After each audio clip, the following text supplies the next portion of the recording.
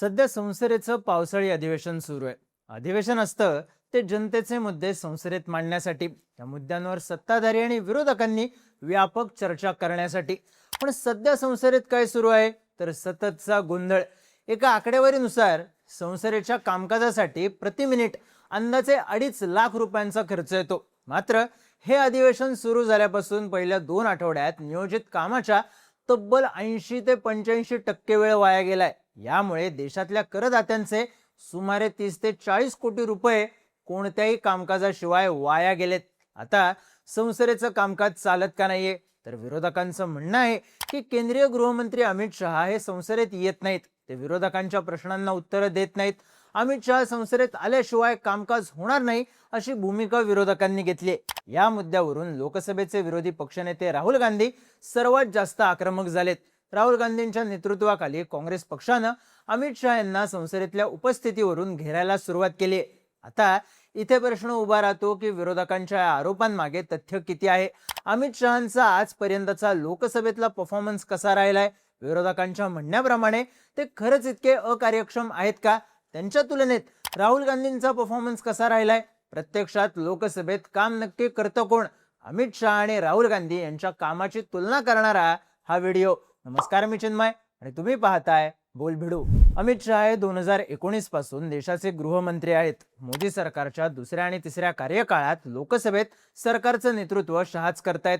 संसदेत कोणतेही महत्वाचं विधेयक मांडायचं असो किंवा विरोधकांच्या आरोपांना उत्तर द्यायचं असो, सरकारकडून सर्वात पुढे अमित शहाच असतात.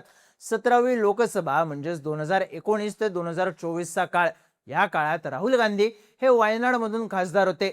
या काळात त्यांची लोकसभेतली उपस्थिती होती फक्त 51%. दुसरीकडे इतर सर्व सदस्यांचा विचार केला तर लोकसभेची सरासरी उपस्थिती 79% एवढी होती. थोडक्यात राहुल गांधींनी लोकसभेत सरासरीपेक्षा फारच कमी उपस्थिती दाखवली. या 5 वर्षात राहुल गांधींनी फक्त 8 चर्चांमध्ये भाग घेतला. राष्ट्रीय सरासरी 47 एवढी होती.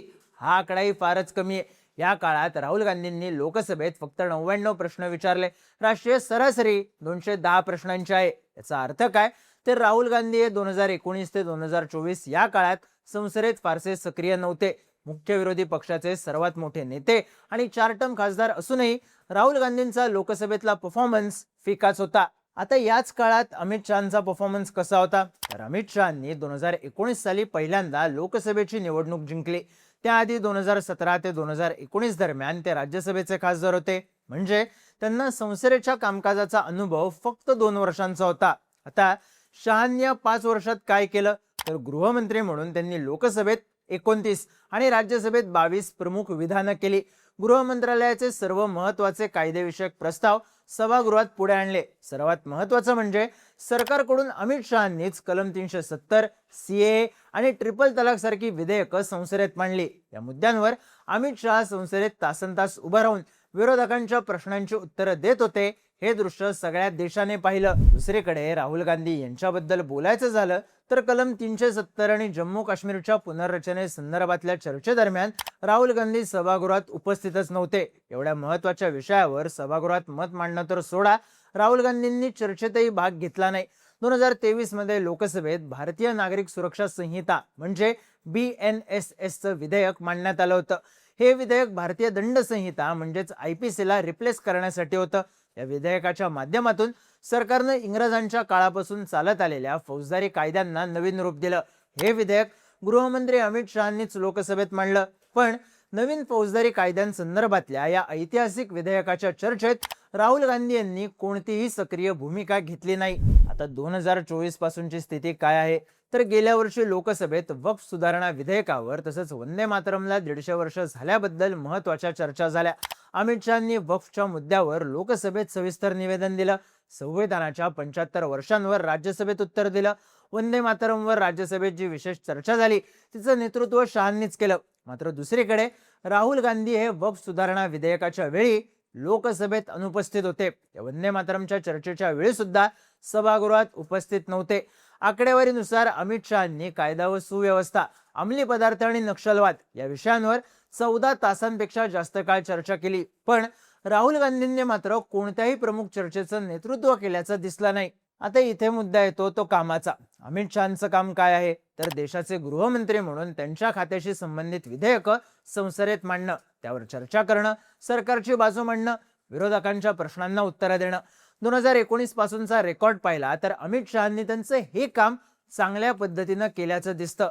आकडेवारीनुसार संसदेत गृह मंत्रालयाच्या 32 विधेयकांवर एकूण 199 तास आणि 4 मिनिटं चर्चा झाली. दुसरीकडे राहुल गांधींचं काम काय आहे तर विरोधी पक्षाचे नेते म्हणून चर्चेमध्ये भाग घेणं, सरकारला प्रश्न विचारणं, विरोधकांचं संसदेत नेतृत्व करणं. राहुल गांधींनी आतापर्यंत हे केलंय का हा प्रश्न आहे.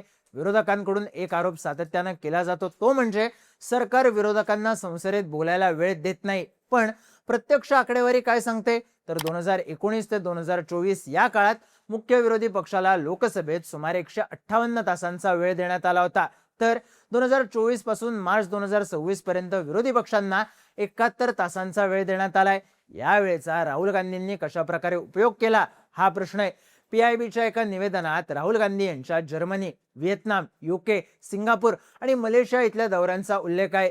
राहुल गांधी 2020च्या संपूर्ण पावसाळी अधिवेशनादरम्यान लोकसभेत अनुपस्थित होते. तसंच 2015च्या बजेट सेशन दरम्यानही त्यांनी जवळपास 60 दिवस विदेश प्रवास केला होता. थोडक्यात राहुल गांधींकडून अमित शहांवर लोकसभेतल्या अनुपस्थितीवरून आरोप केला जातोय. पण प्रत्यक्षात आकडेवारीची तुलना केली तर मागच्या 7 वर्षात कोणाचा परफॉर्मन्स कसा राहिला हे लक्षात येतं.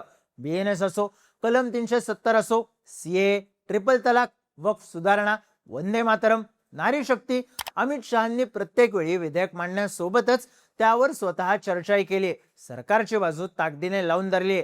मुळात केंद्रीय मंत्र्यांना संसदेमध्ये उपस्थिती नोंदवणं आवश्यक नसतं. पण असं असूनही अमित शहा हे 2019 पासून संसदेच्या दोन्ही सभागृहात सरकारचा चेहरा म्हणून समोर आलेत. पण त्याच वेळी राहुल गांधी मात्र या सगळ्या चर्चांमध्ये कुठे दिसले नाहीत.